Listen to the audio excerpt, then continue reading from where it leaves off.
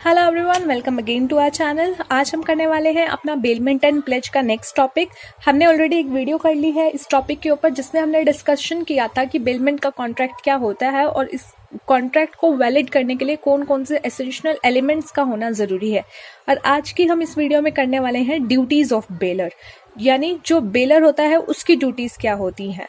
तो अगर आपने चैनल सब्सक्राइब नहीं किया है तो सबसे पहले चैनल सब्सक्राइब कर लीजिए और हमारी वीडियो को लेकर अगर कोई भी सजेशन हो तो कमेंट बॉक्स में जरूर हमें बताइएगा। Now let's start the video. हमने पिछली वीडियो में ऑलरेडी डिस्कस कर लिया था कि आपके बेलमेंट कॉन्ट्रैक्ट में दो पार्टी होती हैं, एक आपका होता है बेलर, एक आपका baler and another one is your belly. ठीक है, बेलर वो होता है जो अपना प्रोडक्ट देता है किसी पर्पस के लिए, चाहे ठीक करने के लिए या फिर उसको कुछ सेफ्टी के लिए रखने के लिए, तो वो इंसान होता है बेलर। और जिस व्यक्ति को ये गुड्स दिए जाते हैं, उसको पोजीशन दिया जाता है, डिलीवरी की जाती है पोजीशन की, उसको कहा जाता है बेली। तो ये दोनों पार्टी इसमें इन्वॉल्व होती है। और आज हम जिसकी बात कर रहे हैं वो है बेलर, यानी जिस व्यक्ति ने अपना सामान दिया है उसकी क्या क्या ड्यूटीज बनती है under this contract. Now we are going to discuss that. सबसे पहले under section 150 of Indian contract act. ठीक है, इंडियन कॉन्ट्रैक्ट एक्ट के अंदर ही है आपके ये बेलमेंट एंड प्लेज के टॉपिक। कुछ अलग से इसका कॉन्ट्रैक्ट नहीं बना हुआ, इसका एक्ट नहीं है, बल्कि इंडियन कॉन्ट्रैक्ट एक्ट का ही ये पार्ट है। तो इंडियन कॉन्ट्रैक्ट एक्ट का सेक्शन नंबर 150 कहता है कि भाई तुमने अपने गुड्स सामने वाले को दिए हैं, तुमने अपने गुड्स सामने वाले को दिए हैं, अगर उसमें कोई डिफॉल्ट है, अगर उसमें कोई डिफॉल्ट है तो सामने वाली पार्टी को वो डिस्क्लोज करना पड़ेगा, यानी आपको वो चीज सामने वाली पार्टी को बतानी पड़ेगी कि भैया मेरे इस गुड्स में ये प्रॉब्लम है, ये डिफॉल्ट है, इससे आपको नुकसान भी हो सकता है, तो आप थोड़ा बच के रहिएगा या आप इसको ध्यान से देखिएगा। तो ये आपकी पहली ड्यूटी बनती है एज अ बेलर। देखिए, ये व्यक्ति है, इसके पास एक लैपटॉप है, इसके पास एक लैपटॉप है। ठीक है, ये लैपटॉप में क्या है, इसका ना बहुत ज्यादा हीट होने के कारण ये इसमें कुछ प्रॉब्लम आ जाती है। अब ये गया किसी पर्सन के पास, ठीक है, गया किसी पर्सन के पास, इसने सिर्फ ये बोला कि भाई मेरा लैपटॉप देख ले, ये ना मुझे लग रहा है थोड़ा खराब हो रहा है। इसने ये डिस्क्लोज नहीं किया कि इसका बैटरी का कुछ प्रॉब्लम आ रहा है या हीट ज्यादा कर रहा है या गर्म ज्यादा हो रहा है, ये ऐसे ही बोल के आ गया। इसको पता था कि ये डिफॉल्ट है, ये प्रॉब्लम चीज कर सकती है। अब क्या किया ये बेचारा, तो पूरा इसको ठीक करने के पर्पज से बैठा और हो गया इसमें कुछ ऐसा टेक्निकल प्रॉब्लम कि इसको नुकसान हो गया। ऐसा कुछ प्रॉब्लम हो गया इसमें, या तो आप कह लीजिए इसमें थोड़ा सा ब्लास्ट हो गया या कुछ ऐसी चीज हो गई, तो क्या हुआ, इसको नुकसान हो गया। तो इस केस में क्या है, इसने अपनी पूरी बात नहीं बताई कि इसके प्रोडक्ट में कौन सा डिफॉल्ट था, तो यानी इसने अपनी ड्यूटी पूरी नहीं की।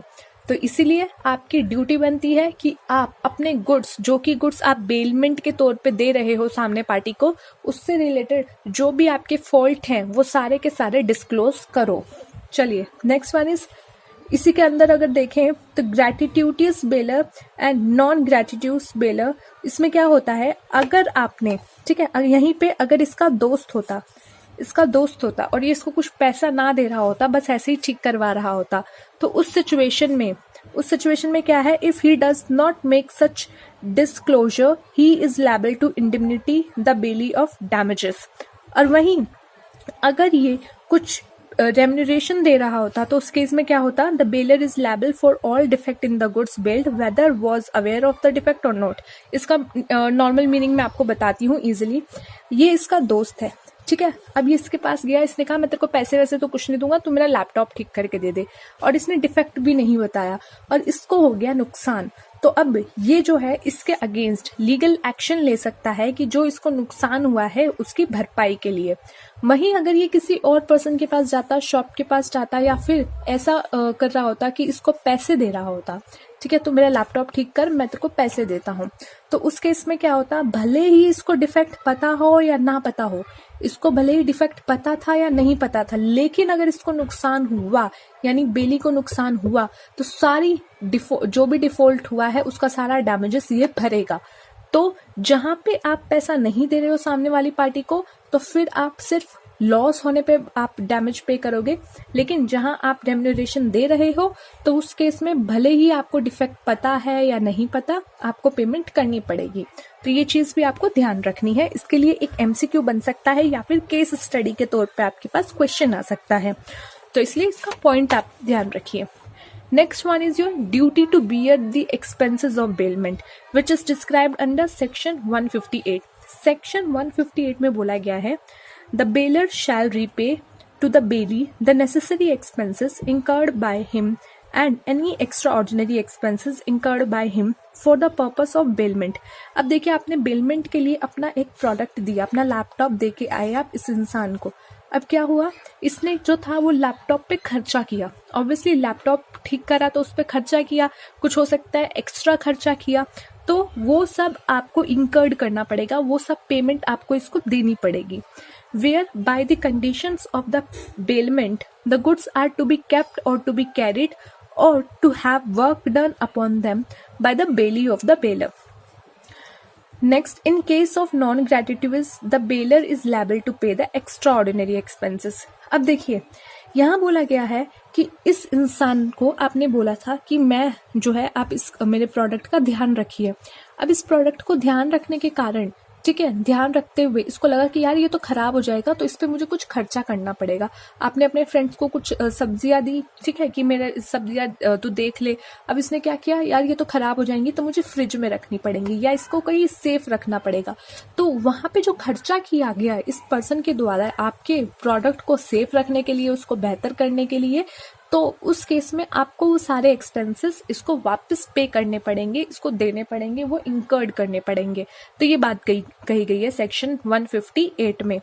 अब बात करते हैं इन नॉन ग्रेटिट्यूटियस जो आपकी बेलमेंट होती है, यानी जहां आपने पहले से डिसाइड किया हुआ है कि तू मेरे सामान की टेक केयर कर, मैं तेरे को 150 रुपये दूंगा, लेकिन इसको खर्चा हो गया थोड़ा एक्स्ट्रा ऑर्डिनरी, कुछ सिचुएशन ऐसी आ गई इमरजेंसी की, इसको बहुत ज्यादा खर्चा करना पड़ गया इस पेमेंट से ज्यादा।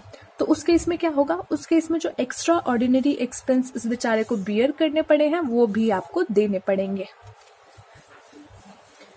Next one is your duty to indemnity bailee for loss in case of premature termination. अब देखिए कई बार होता है अगर आपने दो पार्टी ने कॉन्ट्रैक्ट कर रखा है एक टाइम से पहले, यानी टाइम पीरियड खत्म होने से पहले ही आपने कॉन्ट्रैक्ट तोड़ दिया, एक पार्टी ने कॉन्ट्रैक्ट तोड़ दिया, तो ऑब्वियसली दूसरी पार्टी को कुछ तो लॉस हुआ होगा, वो पहले ही काम कर रहा होगा, उस कॉन्ट्रैक्ट पे कुछ खर्चे कर चुका होगा, तो वो जो ऑलरेडी खर्चे कर चुका है या ऑलरेडी जो लॉस उसको बियर हो गया है वो सब भी आपको पेमेंट देनी पड़ेगी अगर आप टाइम पीरियड से पहले ही कॉन्ट्रैक्ट तोड़ देते हो। और ये कहाँ लिखा है, ये लिखा है सेक्शन नंबर 159 में। The baler must compensate the bailee for the loss or damage suffered by the bailee that is in excess of the benefit received where he had lent the goods gratuitously and decide to terminate the bailment before the expiry of the period of bailment। Next is your duty to indemnify bailee for loss in case of defective title। अब देखिए आपने अपना एक laptop था, आपके पास एक laptop था जो कि आपका नहीं था, ठीक है, डिफेक्टिव टाइटल यानी जो आपका नहीं है बट आप सामने वाली पार्टी को दिखा रहे हो कि ये मेरा लैपटॉप है। तो वहां क्या हुआ, सेक्शन नंबर 164 में बोला गया है where the bailee suffer some loss due to defective title of the bailor is responsible to the bailee for any loss which he may sustain due to reason that the bailor was not entitled to make bailment or to receive back the goods or give direction respective them। बहुत ही easy language में अभी आपको एक और example लेते हैं। यहाँ पे आपके पास था एक लैपटॉप जो कि किसी और पर्सन का था, ठीक है, किसी और पर्सन का था। आप लेके चले गए स्टोर पे कि भाई मेरा ये लैपटॉप है, ये मेरा लैपटॉप है, इसको ठीक कर दे। डिफेक्टिव टाइटल यानी आपसे रिलेटेड नहीं है but still you are showing that it is mine. तो यहाँ पे क्या है, आपने बोला कि मेरा लैपटॉप है, ठीक कर दे। अब ये बेचारा खुशी खुशी ठीक कर दिया, इसने अपने पास रख लिया कि तुम आओगे, पैसे दोगे और अपना लैपटॉप लेके चले जाओगे। बट एक थर्ड पार्टी आती है, कहती है कि ये मेरा लैपटॉप है, ये देख पेपर, ये देख बिल, ये मेरा लैपटॉप है, और यहाँ से इसको लेके चली जाती है। तो उस केस में क्या है, इस केस में है कि आपकी ड्यूटी बनती है कि इस बेचारे को जो लॉस हो गया, इस पे इसने जो खर्चा किया, क्यों, क्योंकि आपने जो डिफेक्टिव टाइटल दिया था उसकी वजह से यहाँ पे इसको खर्चा हुआ, एक्सपेंस हुआ, तो वो भी आपको ही बियर करना पड़ेगा। जो इसको लॉस हुआ वो भी आपको बियर करना पड़ेगा क्योंकि आप आए थे कि मेरा लैपटॉप है बोल के, बट एक्चुअली में आपका नहीं था, तो इसीलिए you will have to pay all the losses to him. Next is your duty to receive back the goods. अब देखिए बेलमेंट के कॉन्ट्रैक्ट में हमने पढ़ा था एसेंशियल एलिमेंट्स जो होने चाहिए कि आप जो गुड्स दे रहे हो वो रिसीव भी होने चाहिए, ठीक है, या फिर उसको डिस्पोज हो जाना चाहिए, दोनों में से कोई एक चीज। तो यहाँ पे अगर आपकी जो आपने बोला है कि मुझे ये गुड्स वापस दे देना, तो उस केस में ये नहीं है कि सामने वाली पार्टी यानी कि जिसको आप सामान दे के आए हो, सर्विस सेंटर में दे के आए हो, कि वो बोलेंगे कि नहीं भाई हो गया अब तू लेके जा, ठीक है, नहीं।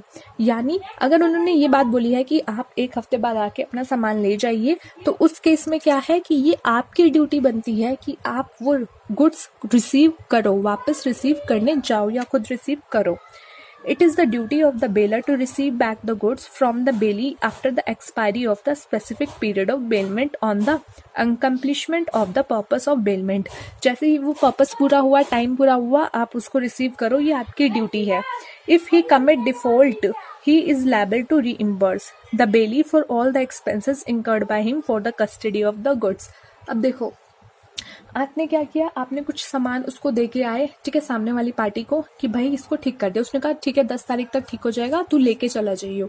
उसने अब जो हम बेलर हैं यानी जिसने सामान दिया था वो 10 तारीख को नहीं गया अपने गुड्स रिसीव करने और 10 दिन बाद गया। तो इस 10 दिन का पीरियड में यानी 10 तारीख को बोला था पर वो 10 दिन बाद गया तो 20 को गया। तो ये जो 10 दिन का पीरियड हुआ वो क्या था, उस पे कुछ ना कुछ खर्चा करना पड़ा होगा सामने वाली पार्टी को, सर्विस सेंटर वालों को, उसको संभाल के रखने के लिए, कस्टडी के लिए। तो वो जो खर्चा उनको करना पड़ा है वो खर्चा भी कौन भरेगा, बेलर भरेगा, क्योंकि हम आपको पहले बोल चुके थे कि 10 तक आप ले जाइए, तो आप नहीं आए। So it is your duty कि आप हमारा खर्चा हमें दो, जो हमने एक्स्ट्रा डेज तक अपने पास आपका सामान कस्टडी में रखा है। तो ये होती है आपकी ड्यूटी एज अ बेलर। हमने पूरी कोशिश की आपको अच्छे से समझाने की, बट स्टिल अगर आपको लगता है हमें कुछ चेंजेस करने चाहिए तो हमें प्लीज कमेंट बॉक्स में जरूर बताइएगा। एंड नेक्स्ट वीडियो में हम करने वाले हैं ड्यूटीज ऑफ द बेली, तो नेक्स्ट वीडियो देखना ना भूलिएगा। थैंक्स फॉर वॉचिंग, बने रहिए हमारे चैनल के साथ और देखते रहिए हमारी वीडियोस।